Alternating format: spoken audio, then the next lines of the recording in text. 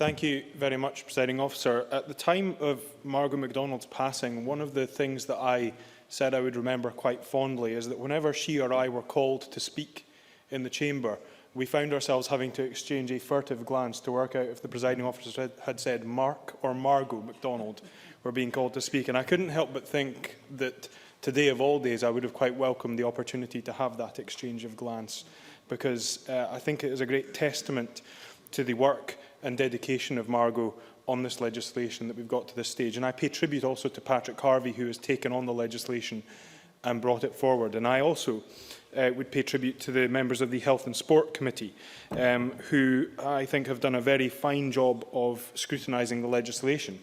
I don't necessarily share all of the Health and Sport Committee's concerns, but I do think that they have gone through their work diligently, and I appreciate the fact that although they had a committee which clearly had a majority of members who did not support the legislation, they took what I think was the correct approach of looking at this bill from a dispassionate perspective and saying what would be required from our perspective for this to be a workable piece of legislation. And I pay tribute to them for being able to take that approach.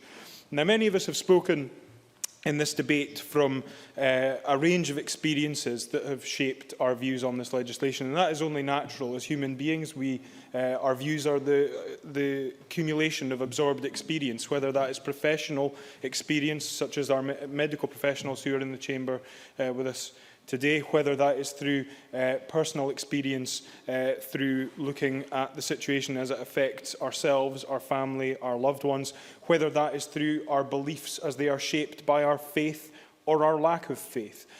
All of that is playing a role in today's debate, and I think, given that it is a debate on which we will vote in relation to individual conscience, that is as it should be. Now, I've been open for a number of months that I am in favour of this legislation and will vote in favour of this legislation at stage one. That is not to say that I believe that the bill that sits before us today is the finished article or is perfect. There are elements of this bill which I believe do require amendment, and if it passes today, I will look at whether I myself will table amendments. For, in particular, one of the areas I have concerns in is around the inclusion of life-shortening as a definition. I believe that as members have pointed out, leaves too wide a scope for potential application of the legislation. But I don't believe that that in itself and the existence of that term within the bill at stage one in and of itself justifies rejecting the bill at stage one. I believe that this bill is amendable. I don't share the view that some are subscribing to, that it is beyond amendment or beyond salvation. Now, my good friend and colleague Dennis Robertson spoke of his own personal experience in relation to his mother, who was given a diagnosis of, I think, weeks to live, but it lasted significantly longer than that.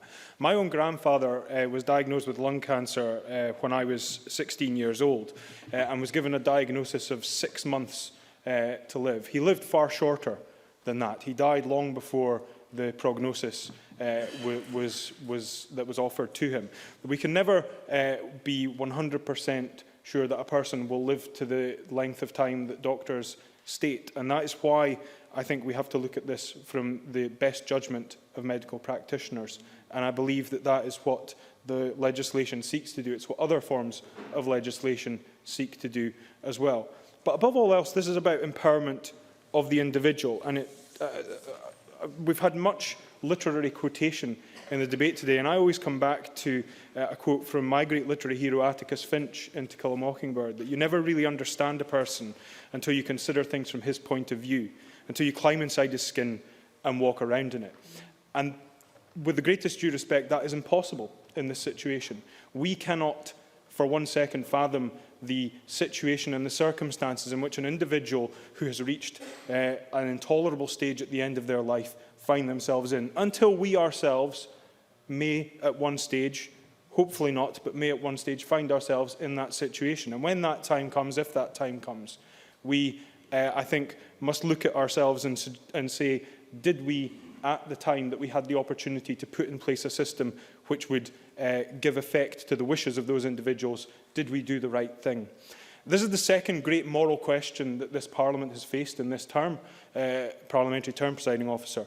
The last time I voted in favour of same-sex marriage because I said to myself, what would my message be to a family member who wanted to take the opportunity to get married if I had voted against their right to do it? For the same reasons today, because I could not look a family member in the eye if they said at the end of their life that they would wish to take this option and I had voted to deny them the right to do it, I will vote in favour of this legislation and seek to amend it at stage 2.